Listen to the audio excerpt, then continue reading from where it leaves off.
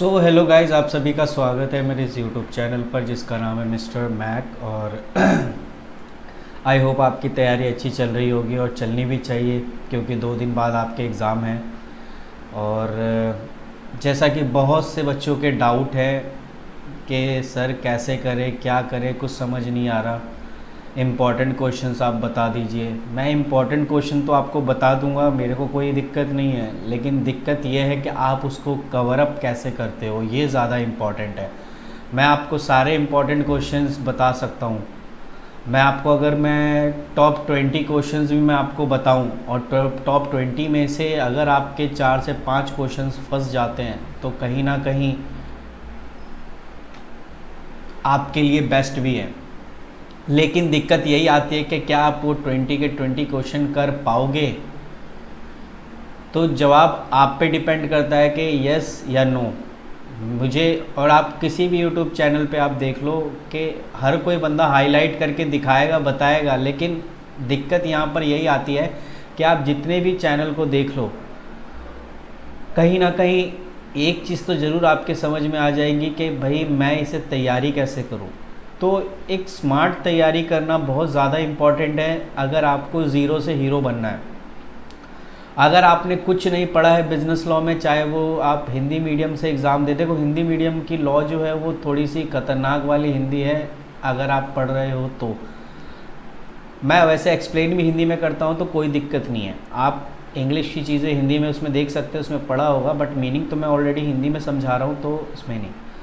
तो आप अगर ज़ीरो से हीरो बनना चाहते हैं तो आपको एक स्मार्ट पढ़ाई करनी पड़ेगी। और स्मार्ट पढ़ाई करने का मेन जो आपको टॉपिक यही है कि सबसे ज़्यादा क्वेश्चन कौन से यूनिट से आए हुए हैं। ये है ज़ीरो टू हीरो वाला एक जो स्मार्ट पढ़ाई, कि सबसे ज़्यादा क्वेश्चन कौन से टॉपिक से आए हुए हैं, ये अपने को कवर अप करना है। और वही सारी चीज़ें जो है हम इस वीडियो में सीखेंगे। और ये वीडियो क्वेश्चन पेपर के रिगार्डिंग मेरी लास्ट वीडियो है क्वेश्चन पेपर के रिगार्डिंग। उसके बाद फिर मैं जो वीडियोस मैंने नहीं बनाए हैं टॉपिक के, वो मैं टॉपिक के वीडियोस बनाऊंगा, ठीक है ना। तो ये वीडियो थोड़ी लंबी जाएगी, थोड़ी लंबी क्या जानी चाहिए भी, क्योंकि आपको मैं बहुत ही डिटेल और इम्पॉर्टेंट चीज़ें बता रहा हूँ। तो उसमें मैं ये नहीं देखता कि भाई कितने मिनट की वीडियो बनी है।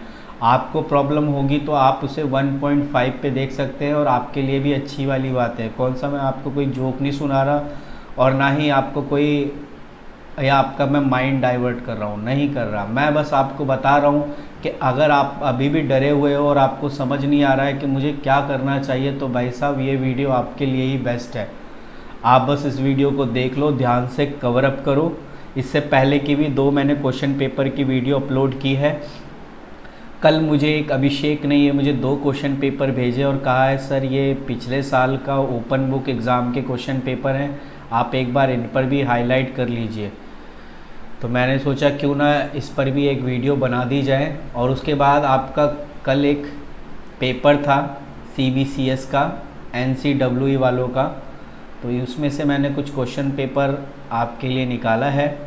तो आई होप आपको मैं ये दिखा सकता हूँ कि इसमें कौन कौन से क्वेश्चंस कैसे पूछे गए हैं। और अगर आपकी किस्मत अच्छी हुई तो क्या पता इनमें से ही 2-3 क्वेश्चन आपके एग्ज़ाम में हो। तो हमें अच्छे से प्रिपरेशन करनी है। मैं आपको वो सारी तरीके या सारी चीज़ें आपको बता रहा हूँ जो आपको करने हैं, ठीक है। तो अब हमें करना क्या है, मैंने ऊपर के भी क्वेश्चन पेपर में एनालाइज़ किया था। देखो आप अगर क्वेश्चन पेपर को सिर्फ ये देखते हो कि क्वेश्चन पेपर को क्वेश्चन पेपर के तरीके से, नज़रिए से देखते हो, तो आप बहुत ही गलत हो। लेकिन एक टीचर जो या एक एनालिसिस जो है वो इस चीज़ को देखता है कि जो क्वेश्चन पेपर बनाया गया है उसमें सबसे ज़्यादा वेटेज कौन से यूनिट का है और कौन से यूनिट का कम वेटेज है। तो अगर मैं कल के क्वेश्चन पेपर की बात करूं, जैसा कि ये है आपका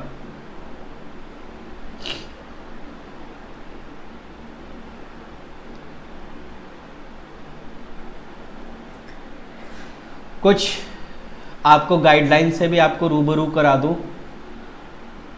आप तो रोल नंबर ऊपर क्वेश्चन पेपर पे लिखते ही हो, ना लिखो तो कोई वो नहीं है, कह रहा all question are compulsory and carry equal marks. लो जी, आपको सारे क्वेश्चन जो है कंपलसरी करना ही करना है, कोई उसमें नहीं है कि भाई ये क्वेश्चन छोड़ना है।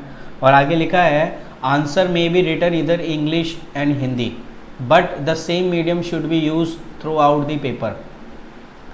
देखो, आप चाहे उसे इंग्लिश मीडियम में लिखो या हिंदी मीडियम में लिखो, बट आपको सेम सारे क्वेश्चन, पाँचों के पाँचों क्वेश्चन हिंदी, अगर आपने हिंदी में पहला क्वेश्चन किया तो सारे के सारे क्वेश्चन हिंदी में करोगे। अगर पहला क्वेश्चन अगर आपने इंग्लिश में किया है तो आप सारे के सारे क्वेश्चन इंग्लिश में करोगे, ठीक है ना। ये चीज़ आपने ध्यान में रखना है। आप कहोगे सर मैं इंग्लिश मीडियम से था लेकिन मेरे को जो है इंग्लिश ज़्यादा समझ में नहीं आ रही है, तो क्या मैं हिंदी में एग्ज़ाम दे सकता हूँ? बिल्कुल दे सकते हो, बिल्कुल दे सकते हो, लेकिन याद रखना सारे के सारे क्वेश्चन आपको हिंदी में देने पड़ेंगे। तो चलिए अपने मुद्दे पे आते हैं, ज़्यादा इतना ज़्यादा भटकने की ज़रूरत नहीं है मुद्दे से।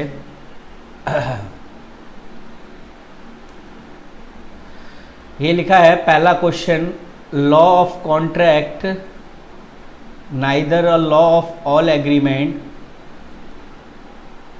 और nor the all obligation. Comment question घुमा रहा है, ठीक है, लेकिन आप इसमें देखो कह रहा है law of contract is neither law of all agreement और nor the law of all obligation. देखो कहीं ना कहीं अगर इसमें अगर आप देखोगे ऐसे क्वेश्चन अगर आपको घुमाने की कोशिश करें तो आप अगर याद हो इससे पहले कि मैंने वीडियो में क्वेश्चन पेपर में क्वेश्चन आया था all contract are agreement but all agreement are not a contract. ये इस क्वेश्चन से मिलता जुलता क्वेश्चन है। पहले आप लॉ ऑफ कॉन्ट्रैक्ट, कॉन्ट्रैक्ट होता क्या है वो मीनिंग लिखोगे विद एग्जाम्पल के साथ। उसके बाद एग्रीमेंट की मीनिंग लिखोगे, एग्रीमेंट कौन से सेक्शन, देखो सेक्शन याद है तो ठीक है, नहीं याद है तो कोई दिक्कत नहीं, कोई आपने वो नहीं करना है, कोई बात नहीं, नहीं याद है नहीं याद है। एग्रीमेंट की क्या मीनिंग है उसका एग्जाम्पल, और फिर एग्रीमेंट के साथ अगर ऑब्लिगेशन आता है, all obligation are nor the law of all obligation. सही बात है, अगर आपका इलीगल ऑब्लिगेशन है तो कहीं ना कहीं लॉ उसकी परमिशन देता ही नहीं, वो आपका हो गया वॉइड एग्रीमेंट या इलीगल आप कह दो एग्रीमेंट। तो वही कह रहा है आपको कॉन्ट्रैक्ट की मीनिंग लिखनी है और एग्रीमेंट की मीनिंग लिखनी है, और कहीं ना कहीं आपको ये बताना है कि इनमें वैलिड कौन सा है। ओबियसली कॉन्ट्रैक्ट वैलिड है और एग्रीमेंट नहीं है, तो मैं कह सकता हूँ ऑल कॉन्ट्रैक्ट आर एग्रीमेंट। जितने भी कॉन्ट्रैक्ट हैं वो पहले एग्रीमेंट से होके गुजरते हैं तब जाके कॉन्ट्रैक्ट बनते हैं, ठीक है। और उसके बाद agreement, all contract are agreement but all agreement are not contract. तो अब मैं ऐसे कह सकता हूँ 1000 बच्चों ने पेपर दिया और उनमें से अगर 500 बच्चे पास हो गए और वो 3rd सेमेस्टर में चले गए, तो इसका मतलब है जो बच्चे 500 जो 3rd सेमेस्टर में गए थे वो कहीं ना कहीं वो 1000 बच्चों में शामिल हैं जिन्होंने एग्ज़ाम दिया था। मीन्स एग्रीमेंट, ठीक है, एग्रीमेंट मतलब वो 1000 बच्चे जो एग्ज़ाम दे रहे हैं। लेकिन अगर मैं कहूँ कि ऑल एग्रीमेंट आर कॉन्ट्रैक्ट, नहीं, 1000 के 1000 बच्चों ने एग्ज़ाम दिया तो क्या सारे के सारे पास हो गए? नहीं, ओनली 500। तो ये कहीं ना कहीं आप इस चीज़ में एक अंतर देख सकते हो। ऑब्लिगेशन का मतलब होता है रिस्पॉन्सिबिलिटी लेना, कि मैं अगर आपको कोई सामान बेच रहा हूँ तो बदले में आप मुझे क्या पे करो। ये ऑलरेडी मैंने डिस्कस कर रखा है अपनी वीडियो में, ऑलरेडी प्लेलिस्ट में पढ़िए, आप वहाँ पे जाके देख सकते हैं। Discuss the circumstances when the offer is lapse. वो कौन कौन से कंडीशंस हैं जिसमें आपके ऑफ़र जो है क्या हो जाए, लैप्स हो जाए, ठीक है, ख़त्म हो जाए, किस कंडीशंस में। तो आपका ये भी सारी ऑफ़र की अगर आप वीडियो देखोगे तो, और ये लेसन नंबर 1 का है। अगर आप SOL की बुक से पढ़ रहे हैं तो आप लेसन नंबर 1 में जाइए, आपको वहाँ से कवर अप हो जाएगा। तो अगर आप क्वेश्चन अगर देखो, मेरा कहने का मतलब ये है, मैं आपको जो समझा रहा था वही चीज़ मैं आपको बताता हूँ। पहला क्वेश्चन 5 मार्क्स का, दूसरा B वाला वो भी 5 और C वो भी 5। मतलब अगर आपके ये वाले क्वेश्चंस ठीक होते हैं, अगर आपने अच्छे से एक्सप्लेन किया, 15 नंबर आपको यहीं मिल गए। 15 यहीं मिल गए तो आप देख लो आपका काम बन गया। 75% का 40% निकाल लो, और उस हिसाब से अगर आप करो तो आपने उसी हिसाब से आपने क्वेश्चंस अटैम्प्ट करने, अगर आप सिर्फ पास होने के लिए पढ़ रहे हो। लेकिन मैं चाहता हूँ आप थोड़ा सा और मेहनत करो यार। आप कौन से सरकारी जॉब की तैयारी कर रहे हो? अगर आप सरकारी जॉब की तैयारी कर रहे हो तो उनको कितनी मेहनत करनी पड़ती है वो देखो। अब आप बोलोगे यार सर इतनी मेहनत करवाओगे क्या? भाई नहीं करनी है तो फिर आपके पास भी तो ऑप्शंस हैं, आप देख सकते हो उसमें, और क्या।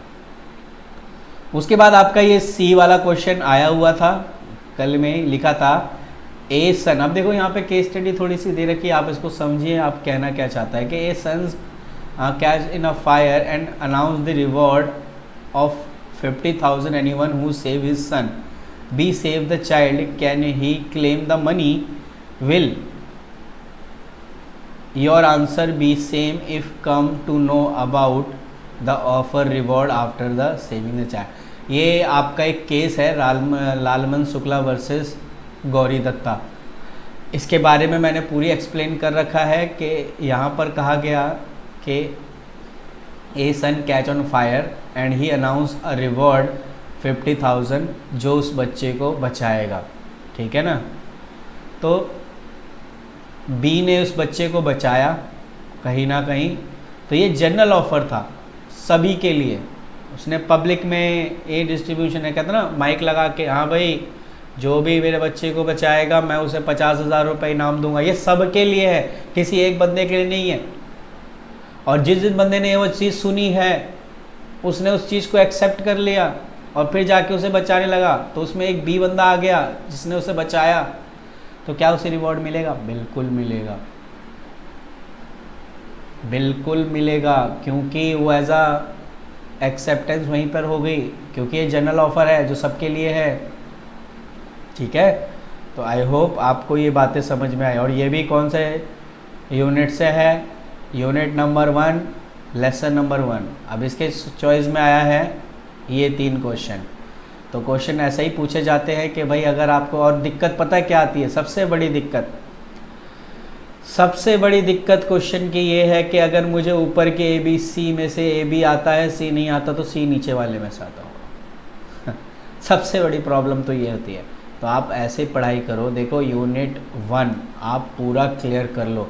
अगर आप यूनिट 1 क्लियर कर लेते हैं आप पास हो, लिखित में दे रहा हूँ मैं। लेकिन दिक्कत यही आएगी, आपको अच्छे से करना है यूनिट 1, कुछ नहीं छोड़ना है। अगर आपने यूनिट नंबर 1 अच्छे से किया है तो बढ़िया, आप पास हो जितना % आपको चाहिए अच्छे से करने पर, मैं पहले ही बता रहा हूँ। और अगर अच्छे से नहीं किया है तो उसके साथ एक और यूनिट कर लो, सेल्स ऑफ गुड एट, ठीक है। सोने पे सुहावा काम आ जाएगा, ठीक है ना, गुड। तो आप इस तरीके से स्टडी करो। अब देखो इसके चॉइस में आया हुआ है stranger to consideration can be sue but stranger contract can not. Stranger to consideration can be sue and contract can not, ये क्वासी कॉन्ट्रैक्ट है। क्वासी कॉन्ट्रैक्ट वो कॉन्ट्रैक्ट होता है, आप क्वासी कॉन्ट्रैक्ट के बारे में गूगल सर्च कर लीजिए, या मैंने क्वासी कॉन्ट्रैक्ट पे वीडियो नहीं बनाया है, ठीक है, क्योंकि उसकी वजह थी मैंने ऑलरेडी 4 लेसन की वीडियोस बना चुका था। मैंने कहा ना ये चॉइस में, देखो मैंने ऊपर की वीडियोस में ऑलरेडी बना रखा, तो ये चॉइस में, तो मैंने इसीलिए वीडियो नहीं बनाई। मैंने कहा सारी चीज़ें तो चॉइस में ही आएंगी, कुछ ना कुछ तो निकाल के रखो अपना अलग से, तो इसीलिए मैंने इस पर। ये क्वासी कॉन्ट्रैक्ट है जिसमें क्वासी कॉन्ट्रैक्ट अपने आप बन जाता है। जैसे सपोज़ करो अभी मैं ही बात कर रहा था ना कि अगर किसी का पर्स रास्ते में खो गया, गिर गया, मैं उस पर्स को उठाया और मैंने उसको दे दिया, तो कहीं ना कहीं मैं स्ट्रेंजर हूँ और मैंने क्या काम किया, एज अ सोशल वेलफेयर का काम किया, वो बंदा खुश होकर मेरे को कंसीडरेशन दे रहा है। तो आप किसी स्ट्रेंजर के साथ कॉन्ट्रैक्ट तो नहीं कर सकते, लेकिन हाँ कंसीडरेशन के लिए आप वैलिड हो, कंसीडरेशन तो आपको देना। तो वो बंदा कहीं ना कहीं वो रिवॉर्ड के लिए तो पात्र बनता है ना भाई, रिवॉर्ड तो मिलेगा मिलेगा क्योंकि उसने पर्स ढूंढ के दिया है, तो अब वहाँ पे थोड़ी कॉन्ट्रैक्ट करने बैठेगा। ये भी क्वेश्चन मैंने आपको कहा था क्वेश्चन पेपर में, अंडू इन्फ्लुएंस डिफरेंस। मैं सारी चीज़ें आपको बता रहा हूँ, मैं कोई हवे में बात नहीं कर रहा, इतने सालों से पढ़ा रहा हूँ, हवे में बात नहीं कर रहा। मैं ऑनलाइन इसलिए आया हूँ कि भाई अब लोग डिजिटल हो गए, वरना ऑफलाइन बैचेस मेरे लॉ के चलते हैं, ठीक है ना, बिजनेस लॉ की क्लासेस ऑफलाइन बहुत चलती है, लेकिन मैं ऑनलाइन इसलिए आया हूँ ताकि आपको भी बता सकूँ कि जो बच्चे वैसे पढ़ रहे हैं तो उनके लिए क्या बेनिफिट है वो इधर देख लें। और वैसे भी जैसा टेक्नोलॉजी चल रहा है वैसे अपने आप को ढाल लेना बहुत ही बढ़िया है, वरना आप भी डाउन हो सकते हो। तो इसका सी पॉइंट कह रहा है, ये केस स्टडी है कि A give his house on rent at 25,000 per month to B, A give his house rent 25,000 per month to B who will use the residential purpose, जो कि रेजिडेंशियल पर्पस से रह रहा है, and also storing prohibited drug can be recover the rent purpose and also storing भाई नहीं, storing prohibited drugs, आप illegal काम कर रहे हो। पहली चीज़, ये तो कॉन्ट्रैक्ट जो है वो वॉइड है। वॉइड कॉन्ट्रैक्ट से पहले ही वॉइड एग्रीमेंट है भाई, कॉन्ट्रैक्ट को बात की बात है। मैं अगर सामने वाले पूछा भाई ये तूने घर किस लिए लिया है, क्या बोलेगा वो? ड्रग्स रखने के लिए लिया है, दारू रखने के लिए लिया है, ऐसे बोलोगे। और फिर भी कहते हो चलो ठीक है रख लियो, तो फिर क्या कॉन्ट्रैक्ट वैलिड माना जाएगा? नहीं बेटा, जाके बोलना कोर्ट में कि मैंने इसे घर दिया था ड्रग्स रखने के लिए, शराब रखने के लिए। हाँ मारेगा अलग वहाँ के बंदे, थोड़ा सोच समझ के, ठीक है ना, कॉन्ट्रैक्ट करने का है। क्वेश्चन नंबर 2, लो जी क्वेश्चन नंबर 2 देखते हैं क्या है। आपकी किस्मत अच्छी हुई तो यही सेम क्वेश्चन क्या ना क्या डिक्टो आ जाए। मैंने पता है इसमें 2 क्वेश्चन पेपर, मैं क्यों कह रहा हूँ वीडियो लंबी जाएगी, 2 क्वेश्चन पेपर मैं यहाँ पे डिस्कस करूँगा। एक तो वो जो कल आया है NCEW वाला, और उसके बाद प्रीवियस ईयर का ओपन बुक एग्ज़ाम में जो क्वेश्चंस पूछे गए थे। क्योंकि क्या है ना, बच्चों को ये भी लगना चाहिए ना, क्या पता टीचर कह सकते हैं कि पिछले साल का ओपन बुक आपको दे दे सेम डिट्टो, हो सकता है, मैं हो सकता है बोलूँ, करेक्ट है वैसे नहीं बता रहा, लेकिन मे भी हो सकता है। तो इसीलिए मैं वो भी डिस्कस करूँगा। और अगर आप उसमें से भी तैयारी, ये 4 क्वेश्चन पेपर मैंने आपको कराए, 4 क्वेश्चन पेपर आप कर लो, 4 के 4 क्वेश्चन आपके फंस जाएंगे। और बताओ 5 फंसाना चाहते हो, लेकिन मैं 4 की गारंटी दे रहा हूँ भाई, 5 के 5 की नहीं, लेकिन 4 की गारंटी दे रहा हूँ कि 4 फंसेंगे, ठीक है। तो क्वेश्चन पेपर को ध्यान से आप कहीं ना कहीं से आप आंसर ढूंढो। कुछ तो मेरे लेक्चर में जैसे ये position of finder of lost goods like that bailee, bailor कौन होता है, बेली कौन होता है, इंडेमिनिटी गारंटी कह रहा है position of a finder of lost good is like that of belly. अब बेलर कौन होता है एंड बेली कौन होता है, इसके लिए भी मैंने ऑलरेडी वीडियो बना रखा है। अगर बेलर कौन है कि अगर सपोज़ करो मैं आपके पास कुछ सामान कुछ टाइम के लिए रखवा देता हूँ, मैं आपको सारी वीडियो दिखाऊंगा, रखवाने के लिए आया हूँ, ठीक है, सारी वीडियो मतलब कह सकते हैं कि आपको कोई दिक्कत नहीं होगी। तो अगर मैं आपके पास कोई सामान छोड़ के जा रहा हूँ और कह रहा हूँ कि भाई देख मैं अभी 3 दिन के लिए USA जा रहा हूँ और मेरे इस कुत्ते का सामान मतलब कह सकते हैं कुत्ते का ख्याल रखना है अच्छे से, ठीक है, जो ये बंदा खाता पीता है आप उसको वही खाना दोगे, मैं आके तुम्हें कंपनसेट करूँ, तो उसकी रिस्पॉन्सिबिलिटी बनती है कि वो बंदा उस गुड्स के जो है एक तरीके से अच्छे से खातिरदारी करे, ठीक है ना। और अब वही बोल रहा है कि पोजीशन ऑफ फाइंडर लॉस्ट, और यही उस चीज़ में भी होता है कि जब आपको कोई सामान खोया हुआ मिले तो आप उसकी केयर कैसे करोगे, तो एज अ सेम बेली की तरह करोगे जैसे कोई आपको ट्रस्ट पे छोड़ के गया सामान कि भाई इसका अच्छे से ख्याल रखना, तो आपकी क्या रिस्पॉन्सिबिलिटी सेम वैसी बेली की तरह, ठीक है। तो आप सर्च कर देना कि duty of belly, duty of belly, ये सर्च मारना आपको मिल जाएगा।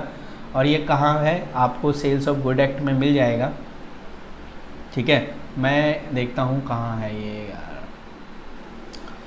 लो जी मैं आपको डिस्कस यहीं कर देता हूँ ताकि आपको, और मैंने कहा ना वीडियो लंबी जाएगी तो जाएगी, जाने दो।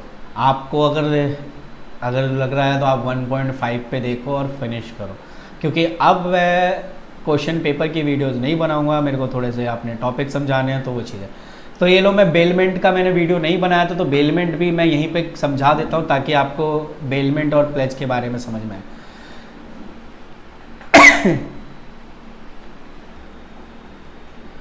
ये रहा आपका bailment.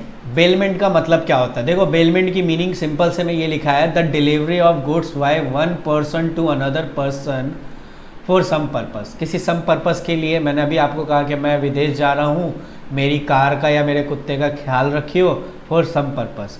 Upon a contract that shall when the purpose is accomplish. और अगर पर्पस, ऑब्वियसली मैं 3 दिन बाद रिटर्न हो रहा हूँ और बाद में मैंने कहा था भाई ये जो मैंने तेरे को कार दिया था वो कहाँ है, मैंने बेच दिया। अबे बेच दिया, अबे वो तो तेरे को संभालने के लिए रखा था मैंने और तूने बेच दिया। तो भाई ये भी एक होता है कि जैसे ही काम ख़त्म हो जाए ये रिस्पॉन्सिबिलिटी बनती है बेली की कि बी रिटर्न, अदरवाइज वो चाहे तो उसे डिस्पोज कर सकता है according to direction of delivery. अगर मैं वहीं से ऑर्डर दे रहा हूँ, यार देख मेरे को पैसों की ज़रूरत है, ऐसा कर तेरे को जो कार दिया था उसे बेच दे, और जो बेचने के बाद पैसा है ना वो मेरे को भेज दियो, ठीक है। तो मेरे डायरेक्शन पे उसने बेचा है, अगर मैं उसे ना बोलूँ बेचने के लिए फिर भी बेच दे तो भाई साहब वो गलती कर रहा है। तो बेलमेंट का मतलब होता है, बेलमेंट में एक इंसान दूसरे इंसान को कुछ टाइम के लिए, कुछ पर्पस के लिए सामान छोड़ जाता है और ये कहता है कि भाई जब मैं आऊँगा तो तेरे से ये सामान ले जाऊँगा, तो इसको कहते हैं बेलमेंट। तो जो बंदा सामान छोड़ के जाता है उसको बेलर कहते हैं, और जिसके पास छोड़ के गया वो हो गया बेली। तो यहाँ देखो एग्जांपल में, A lend his motor car to B, ठीक है ना, ए ने मोटर कार किसको दिया, B, for his use, and A give a piece of cloth to tailor to make into coat. अब सीधी सी बात है यार, अगर ए मोटरसाइकिल इसको दे रहा है यूज़ करने के लिए तो यूज़ कर ले भाई, बाद में मांगूंगा तो दे दियो, ये पता चले बेच दिया, मालिक नहीं, ठीक है ना। तो ये है आपका, इसमें आप चाहो तो इसके कैरेक्टरिस्टिक पढ़ लेना, बहुत इजी है। मैं आता हूँ अपने मेन मुद्दे पे, राइट ऑफ दी बेलर। वैसे क्वेश्चन में पूछा गया था राइट ऑफ दी बेली, तो क्या पता आपसे उल्टा क्वेश्चन पूछ ले, इसीलिए मैं यहाँ पर बेलर के भी राइट्स यहाँ पे समझा देता हूँ, ठीक है ना। ओके, तो राइट ऑफ बेलर का मतलब है राइट ऑफ टर्मिनेशन, यानी bailor has right to terminate the bailment and claim the damage if the anyone if the condition of bailment are disobeyed by the bailee, ठीक है ना। यानी अगर बेली ने गुड्स के साथ छेड़खानी की है किसी चीज़ की, तो ये राइट है बेलर का कि वो जो अभी इसने जो बेलमेंट का किया है वो उसे तोड़ सकता है, टर्मिनेट कर सकता है कॉन्ट्रैक्ट को, ठीक है ना। तो मैंने अगर सपोज़ करो, चलिए मैं आपको कार दे के गया और मैंने कहा था सर कार की ना अच्छे से रखवाली करना, ठीक है। पता चले कार एक दिन ले गया, दोस्तों को दे दिया, और दोस्त गाड़ी चला रहे थे और एकदम से जाके हाईवे में ठोक ठाक दिया, गाड़ी की ऐसी तैसी हो गई। अब जब बेलर आता है कहता हाँ जी कार दे दो, अब कार देखा तो ऐसा है, अब भाई साहब डैम में जुआ है, मेरे को पैसा मांगता है, अब जा कुछ भी कर ले, और ये कॉन्ट्रैक्ट ख़त्म, मैं तेरे को रख रखाव के पैसे बोला था ना, अब वो भी नहीं दूंगा, और उल्टा डैमेज देगा और साथ साथ कार भी देगा, ठीक है ना। दूसरी रिस्पॉन्सिबिलिटी बनती है बेलर की, right to demand return of goods in any time in case of gratuitous bailment. Yes, bailor की राइट बनता है कि भाई साहब अगर मैंने आपको कोई गुड्स दिया तो ऑब्वियसली वो रिटर्न मांगेगा, ठीक है ना, ठीक है। कि भाई अब मैंने आपको सामान भेज दिया, अब वो जो बेलर है वो सामान मेरे से ले ही नहीं जा रहा, भाई लेके जाना पड़ेगा उसे, कोई ऑप्शन ही नहीं है, क्योंकि सपोज़ को कुछ टाइम के लिए पर्पस कंप्लीट हो गया तो वो उसकी रिस्पॉन्सिबिलिटी बनती है वो ले जाए, ठीक है ना। अब एक क्वेश्चन था, क्योंकि आपको मैं इतने शॉर्ट में तो समझा नहीं सकता, लेकिन कहीं ना कहीं आपको मैं एक तरह से बता रहा हूँ कि सपोज़ करो कि ए ने बी के पास एक गाय भेजी, अब गाय को बच्चा हुआ, अब बी जब ए वापस आया तो बी उसे गाय लौटा रहा, बच्चा नहीं लौटा रहा, क्योंकि वो कह रहा है कि गाय तूने तो मुझे गाय दिया था। तो भाई यहाँ पर ऐसा है कि जो बेनिफिशियरी जो है उससे रिलेटेड प्रोडक्ट वो भी उसे वापस करना पड़ेगा बेली को।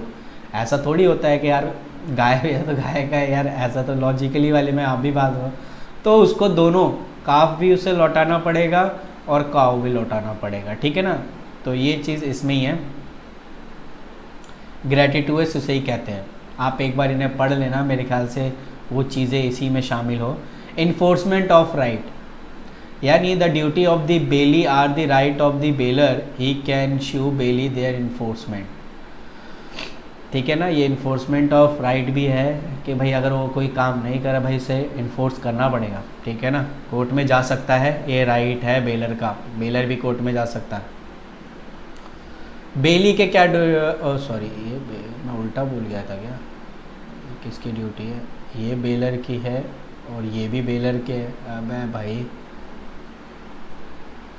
कौन है किसकी है, रिस्पॉन्सिबिलिटी फॉर टाइटल और bear necessary expense of a bailment. भाई देखो यहाँ पर बुक में करेक्शन है, यहाँ पर भी ड्यूटी ऑफ द बेलर है और यहाँ पर भी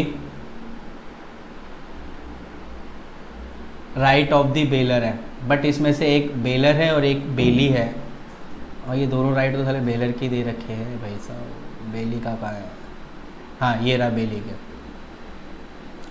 हे भगवान ये करना क्या चाहते हैं। हाँ ड्यूटी ऑफ बेलर यहाँ पर भी ले रखा है।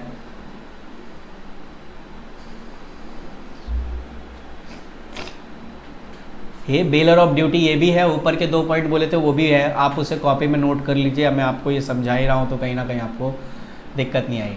ड्यूटी ऑफ बेलर क्या है, ड्यूटी ऑफ बेलर का मतलब है कि बेलर की यानी जिसने सामान बेली के पास रखवाया है उसकी ये ड्यूटी बनती है कि वो डिस्क्लोज़ कर दे कि फॉल्ट ऑफ दी गुड्स, कि गुड्स में क्या क्या फॉल्ट है, ठीक है। अगर मैं कह रहा हूँ मैं उसे कार छोड़ के गया तो मैं पहले बता दूँगा देख भाई इस कार में ना ये खराबी है, ये खराबी है, पता चले मैंने बोला भाई इसमें कोई खराबी जबकि खराबी थी, ये तो चालाकी वाली बात होगी ना, खराबी थी लेकिन मैंने उसे बताया नहीं। अब बाद में जब मैं आ रहा हूँ और मैं ही उससे कह रहा हूँ ये कैसे टूटा, अब वो भी कहेगा यार कैसे टूटा, क्या पता नहीं यार। लेकिन यही है कि आपको जो भी आप सामान किसी के पास कुछ टाइम के लिए रखवा रहे हो तो आपको उसे बताना पड़ेगा कि उसमें क्या क्या फॉल्ट है, ठीक है। यहाँ पर एग्जाम्पल दिए हुए हैं, आप एक बार एग्जाम्पल ज़रूर पढ़ना, बहुत ही मज़ेदार है। यहाँ लिखा A hire a carriage of B, the carriage is unsafe though B is not aware about it, A is injured, तो बी रिस्पॉन्सिबिलिटी बनती है फॉर ए इंजर्ड। यस अगर उसमें गड़बड़ थी तो उसे बताना चाहिए था कि भाई इसमें कुछ गड़बड़ है, उसने बताया नहीं जिस वजह से ए जो है इंजर्ड हो गया। तो ये यार मेरी थोड़ी तबीयत आपके लिए ही मेहनत कर रहा हूँ मैं दूसरा है इसमें responsibility for a title of goods, ठीक है ना। रिस्पॉन्सिबिलिटी आपको लेनी पड़ेगी टाइटल ऑफ गुड्स, यानी bailor are responsibility to the bailee for the loss which bailee may be certain reason that the bailor was not entitled to make a bailment, receive back the goods and give direction responsibility. देखो responsibility title of to the goods का मतलब यहाँ पर ये है the bailor is a responsible to the bailee for any loss. अगर suppose करो doggy को मैं केयर कर रहा था, डॉगी को मेरे को खिलाने के लिए पहले वो महंगे से महंगा सामान उसे खिलाना पड़ा जिसके वजह से मुझे जो है बहुत खर्चा हुआ, तो भाई बेलर की रिस्पॉन्सिबिलिटी बनती है कि वो उसे वो सारे खर्चे पेमेंट करेगा जो उस डॉगी के लिए नहीं, वो इसके लिए था। ये लिखा है अगला वाला भी कि to B a necessary expense of bailment, अगर लगता है कि बेली को ये खर्चा होगा तो वो बेलर की रिस्पॉन्सिबिलिटी है कि भाई कुछ पैसा उसे दे दे कि पता है भाई ये खर्चा होगा। अब डॉगी पे तो खाएगा ही खाएगा और पता चले और डॉगी चिकन ही खाता है तो महंगा पड़ जाएगा भाई, तो जब उसे पता तो खर्चा भी साथ साथ दे दे। उसके अलावा जो था वो ये वाला बात था responsibility title of the goods, ठीक है ना।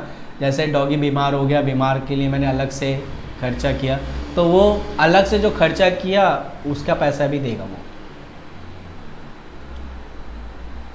इंडेमनिटी गारंटी,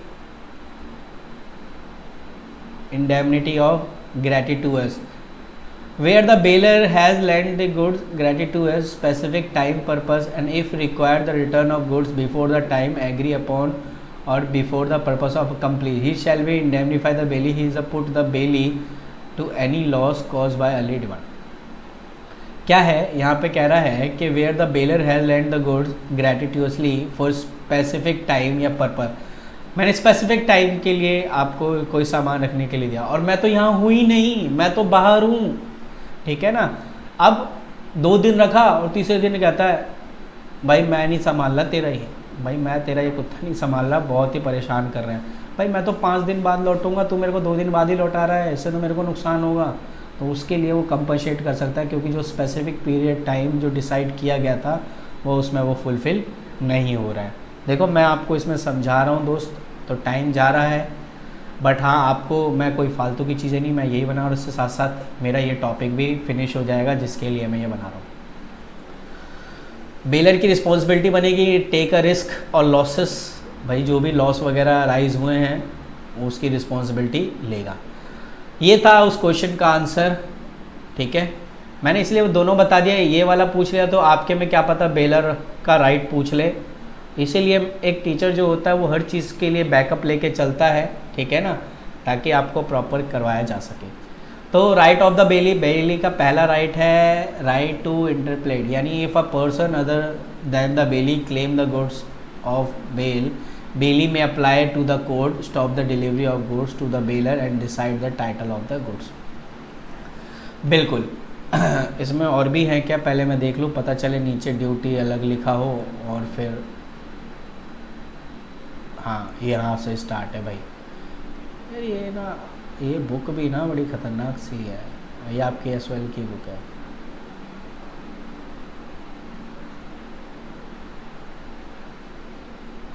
ऊपर राइट्स थे, ये ड्यूटी है, ठीक है, ये आपकी ड्यूटी है। क्वेश्चन में ड्यूटी आया था राइट, राइट यानी अधिकार क्या है बेली का, तो बेली के राइट आप ही बताओ, एक सिंपल सा आप सेंस लगाना कि अगर मुझे जो भी नुकसान हुआ है, अब कुत्ते को मैं संभाल रहा था, कुत्ते ने मेरे को काट लिया, क्योंकि ओबियसली मैं तो मालिक था नहीं, ठीक है, तो अगर कुत्ते ने मुझे अपना समझ के काट लिया तो अब भाई मेरे को इंजेक्शन लगवाने पड़े, पैसे खर्च हुए, तो मेरा राइट बनता है मैं कंपनसेट करूं। वो कहेगा भाई मैं नहीं दे रहा इसके पैसे, ये मैं क्यों दूं भाई, तो वो कोर्ट में जा सकता है, वो राइट है। ये ड्यूटी है, ड्यूटी मतलब रिस्पॉन्सिबिलिटी लेना, जो भी मैं सामान आपके पास छोड़ रहा हूँ। ऐसा ही ऊपर राइट था और ड्यूटी था, मैंने ध्यान से देखा नहीं, लग रहा है नींद से कुछ ज़्यादा ही लेना है, तो इस चीज़ को आपने ध्यान में रखना है, ठीक है ना। Duty of the bailee, bailee की क्या ड्यूटी है, तो ये रही भाई duty, to take care reasonable care, जो भी टू टेक रीजनेबल केयर मतलब जो भी सामान मैंने आपके पास गिरवी रखा है या गिरवी कुछ टाइम के लिए रखा है, अच्छे से केयर करनी है उसकी, ठीक है ना, ये मतलब होता है इसका। आप ये एग्जाम्पल पढ़ लेना, मैं कह रहा हूँ ना एग्जाम्पल के साथ ही लिखना, और ये जो मैंने ऊपर लिखा है, मैं देखो इतना वक्त तो है नहीं मैं आपको ये प्रॉपर समझाऊँ, तो आप देख सकते हो रीजनेबल केयर का मतलब यही होता है कि भाई वो जो बेली के पास मैंने जो सामान रखवाया है वो अच्छे से उसकी केयर करे, और ये एग्जाम्पल दिया है, आप एक बार एग्जाम्पल को पढ़ लो, स्क्रीनशॉट ले लो और उसके बाद आप इसका नोट्स बना लो, क्योंकि देखो मैं इंपॉर्टेंट क्वेश्चन को ही डिस्कस कर रहा हूँ, फालतू की चीज़ें यहाँ डिस्कस नहीं कर रहा। दूसरा है रिटर्न द गुड्स, भाई बेली की रिस्पॉन्सिबिलिटी बनती है, ड्यूटी बनती है कि वो रिटर्न कर दे गुड्स को, ठीक है। बाद में कहता है नहीं नहीं अब तो मेरा ही हो गया ये, ऐसा नहीं हो सकता, फिर बेलर का राइट हो जाएगा कोर्ट जाने का कि भाई ये मेरा सामान लौटा नहीं रहा, वो राइट है, अधिकार है। रिटर्न एनी इंक्रीज और प्रॉफिट फ्रॉम द गुड्स, मैंने अभी आपको बोला था ना, मैंने काव उसके पास छोड़ा और उसमें उसका जो है काव जो हुआ कहीं ना कहीं वो भी मेरे ही बनता है, तो जो भी प्रॉफिट वगैरह उसमें हुआ वो भी उसे ही देना पड़ेगा, ठीक है। बिल्कुल ये नहीं कहना कि भाई तूने मेरे को गाय दी थी तो गाय ही लौटा रहा हूँ, ऐसा कुछ नहीं है। एग्जाम्पल लिखा हुआ है, ये काव वाला ही है, ये लिखा हुआ है birth of cow, B is bound to deliver cow as well as the cow to A, दोनों लौटाना पड़ेगा। उसके बाद to use goods according to the condition of bailment, ठीक है ना, गुड्स को वैसे ही यूज़ करना है अकॉर्डिंग टू द कंडीशन, जो कंडीशन लिखी है, फालतू में नहीं। अगर मैंने बोला ये भाई तू ही यूज़ करियो, पता चले इसने ऊबर ड्राइवर में लगा दिया, ऊबर कैब में लगा दिया, तो वो अलग चीज़ है, ठीक है ना। जैसा कंडीशन बोला है, उसने बोला है कि भाई गाड़ी पार्क रहने दियो, चलियो मत, तो चलाएगा नहीं, ये कंडीशन होती है। मैं जो आपको समझा रहा हूँ ना मीनिंग, आप यही मीनिंग आप अपनी तरफ से बना के लिख सकते हो, कोई बुरी मीनिंग नहीं है, आप अंडरस्टैंडिंग तो करो आपको समझ में आएगा। कंडीशन देखो ये क्या कह रहा है, the use of according to condition of bailment, bailment में कंडीशन लिखी हुई है कि गाड़ी को चलाना नहीं है, वैसे का वैसे ढका रहने दो कवर में, तो मैं ढके का ढका ही रहने दूंगा, ठीक है ना, या मैं गाड़ी को वैसे का वैसा ही रहने दूंगा। या तो उसने बोला है कि ओनली यूज़ फॉर यू, ठीक है ना, अरे वाह क्या इंग्लिश बोल दी मैंने, चलो कोई नहीं, सिर्फ आपको यूज़ करना है, ओनली फॉर यू। अगर आप उसे अपने फ्रेंड्स को दे रहे हो, वो फ्रेंड के गार्डन में या उसके पार्किंग में खड़ी है और तुम्हारा फ्रेंड चला रहा है, तो आपने कंडीशन को ब्रीच किया है और आप लाइबल हो। मिक्स नहीं कर सकते गुड्स को, अपने गुड्स को उसके गुड्स से, उसका गुड्स है अलग रख दो साइड में, मिक्स नहीं कर सकते। मिक्स करोगे दिक्कत आ जाएगी। जैसे ऑयल था, उसका इतना पर ऑयल था, उसने आपने मिक्स कर दिया, दिक्कत आ गई। तो मिक्स नहीं कर सकते। Must not a mix up the goods with his own good, अपने गुड्स के साथ मिक्स नहीं कर सकते, आप अलग से रख दो उसे, ठीक है। ये भी एग्जाम्पल है, आप देख सकते हो।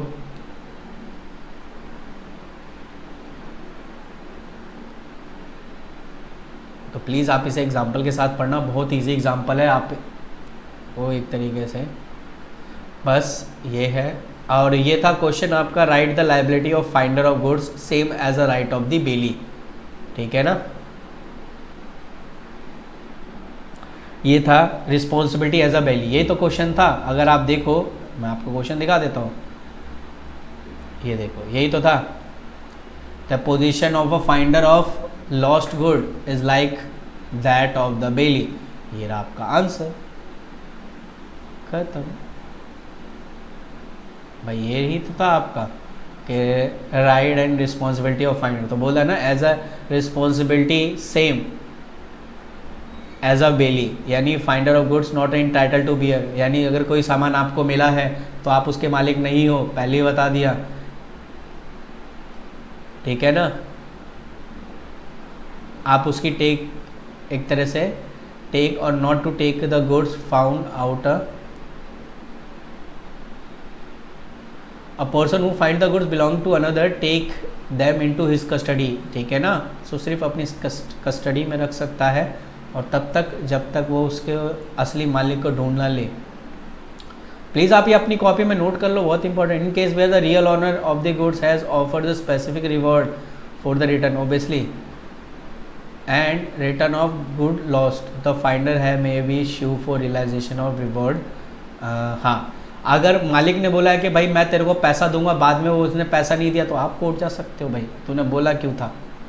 यहाँ पर ही वही वाली बात होती है कि कंसिडरेशन के मामले में सामने वाला क्वासी कॉन्ट्रैक्ट, यही तो है। क्या है क्वासी कॉन्ट्रैक्ट? यही कॉन्ट्रैक्ट है क्वासी, के रिवॉर्ड के लिए लाइबल होगा, ठीक है ना। क्वासी कॉन्ट्रैक्ट एक बार पढ़ लेना, आपको समझ में आ जाएगा। Finder of goods has a right to sell the goods found except when all following condition are satisfy. देखो, जो फाइंडर है वो गुड्स को बेच सकता है, लेकिन कुछ कंडीशन है जो कि इसमें, आप जैसे सपोज करो कोई सामान खराब होने वाला है और आप उसे संभाल के रखोगे तो ख़राब हो ही जाएगा, इससे बड़े सारे वो ख़त्म ही कर दो, है ना, या बेच बाच के, तो वहाँ पर तो आप फिर बेचना ही पड़ेगा क्योंकि सामान ख़राब हो जाएगा। लेकिन जो ख़राब होने वाली नहीं है तो आप उसको तब तक केयर करते हो जब तक ऑनर मिल नहीं जाता। ये तो बुक वाली बात है, रियल लाइफ में तो कुछ और है भाई। पर्स भी गिरता है तो कोई थोड़ी लौट पाता है, हो गया काम फिर उसका। लीन का मतलब होता है right, lien is the right of person to retain that which is possession and which belong to the another. जब मैं किसी के सामान को अपने कब्जे में ले लेता हूं, उसे लीन कहते हैं। बहुत से एग्जाम्पल में हो सकता है, आपने मुझे पैसा नहीं दिया, आपने जो सामान मेरे पास था मैंने उसे पोजीशन में रख लिया आपने, तो उसको कहते हैं लीन। क्लियर हो गई? बढ़िया। तो आई होप आपको ये चीज़ समझ में आया होगा, ठीक है। तो इस टाइप के आपके क्वेश्चंस बन सकते थे, ये भी मैंने आपको चलो समझा दिया है। तो प्लेज मैं नहीं करा रहा, वो करा दिया तो वही चॉइस में होगा, तो आप आराम से आते हैं वापस अपने क्वेश्चन पेपर पे। तो ये मैंने बता दिया difference between indemnity and guarantee, already video playlist में है, आप वहाँ से देख सकते हो। नहीं है तो आप कहीं और से इसका नोट्स आप आराम से बना लो, जो कि आपके लिए इम्पॉर्टेंट है। C discuss the circumstances when a contract is discharge due to supervening impossibility. Obviously frustration वाला कॉन्ट्रैक्ट होता है। फ्रस्ट्रेट कॉन्ट्रैक्ट कौन सा होता है? जो एक तरह से इम्पॉसिबल हो जाए, उसको कर नहीं सकते, तो फ्रस्ट्रेट कॉन्ट्रैक्ट होता है। चलिए बढ़िया। अब इसी के चॉइस में यूनिलेटरल मिस्टेक क्या होता है, not affect a contract. Unilateral mistake वही मिस्टेक होता है जो एक पार्टी अगर गलती करे, यूनिलेटरल। बायलेटरल में जब दोनों पार्टी गलती करे। बायलेटरल कॉन्ट्रैक्ट जो होता है वो वॉइड होता है, लेकिन यूनिलेटरल कॉन्ट्रैक्ट जो होता है वो वैलिड माना जाता है जब तक सब्जेक्ट मैटर में गलती ना हो। छोटी मोटी गलती में वैलिड माना जाएगा, लेकिन अगर सब्जेक्ट मैटर है तो दिक्कत है। ये एजेंसी का क्वेश्चन है, आप एजेंट वाला पढ़ लेना, ठीक है। ये मैंने प्रीवियस वीडियो बता रखा है कौन कौन से कहाँ से यूनिट में है। ये रहा, discuss the right of lien या differentiate between the particular and general lien. ये टाइप्स ऑफ लीन है। अभी मैं जब आपको ये समझा रहा था तो यहाँ पर ये देखोगे, ये रहा टाइप्स ऑफ लीन। ये रहा भैया, कहाँ गया, आजा भैया, आजा आजा। हाँ, ये रहा एक जनरल और एक पर्टिकुलर। प्लीज़ आप इसे पढ़ लेना, आपके एग्ज़ाम के पॉइंट ऑफ व्यू से आया हुआ है यार। अब आते हैं question number 3। A contract of sale, there is a no implied condition quality of a fitness of goods for buyer and purpose। तो ये सेल्स ऑफ गुड एक्ट का है क्वेश्चन, ठीक है। ये सेल्स ऑफ कहाँ है भाई, हाँ, सेल्स ऑफ गुड एक्ट का क्वेश्चन है। आप सेल्स ऑफ गुड एक्ट में जाएंगे 1930, इस पर भी ऑलरेडी मैंने वीडियो बना रखी है, तो आप वहाँ जाके आप देख सकते हो, वरना आप अपनी एसओएल की बुक में चेक कर सकते हो। ये सेल्स ऑफ गुड एक्ट, इसका मतलब अपने 3 क्वेश्चन की आप, अच्छा आपको कुछ एनालाइज हुआ कि मैंने 1 2 3 क्वेश्चन करा दिए 5 में से, और तीनों क्वेश्चन, अगर 2 क्वेश्चन जो है यूनिट 1 में से पूछे गए और यूनिट 1 में से 3 क्वेश्चन पूछे गए, इसका मतलब है 15 30 नंबर के तो उसने उसमें से पूछ लिए। तो अगर मैं 30 नंबर के अच्छे से कर लेता हूँ तो क्या मेरे पास नहीं हो जाऊँगा? बिल्कुल हो जाऊँगा। 75% का 40% निकाल के देखो यार, 22 नहीं आ सकते क्या मेरे? बिल्कुल आ सकते हैं। और ये मैं question number 3 sales of good act वाला है, एक ये कर लिया तो भाई 15 30 15 45 हो गए हैं। कौन रोकेगा मुझे पास होने से अगर मैं ये तीनों कर लेता हूँ?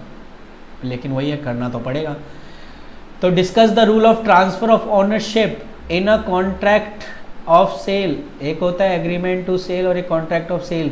कॉन्ट्रैक्ट सेल में क्या होता है, जैसे ही कंसिडरेशन पूरा हो जाता है, सामने वाले ने मुझे पैसा दिया, मैं उसे सामान दे दूंगा और मेरा ओनरशिप, अब मैं उस पर मालिक नहीं हूँ, मैंने उससे पैसे ले लिए, अब मैं उसका मालिक नहीं हूँ, मैं सामने वाले को दे रहा हूँ।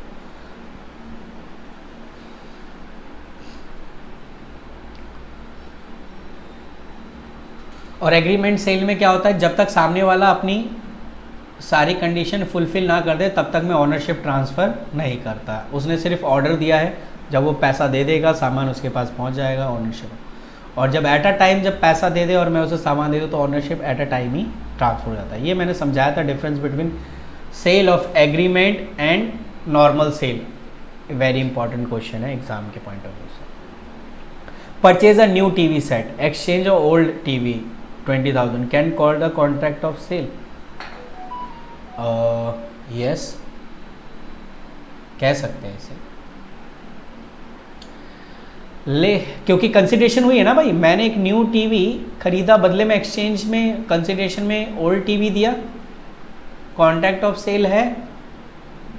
होमवर्क है यार, जाके चेक करो सेल्स ऑफ गुड एक्ट में, है ना।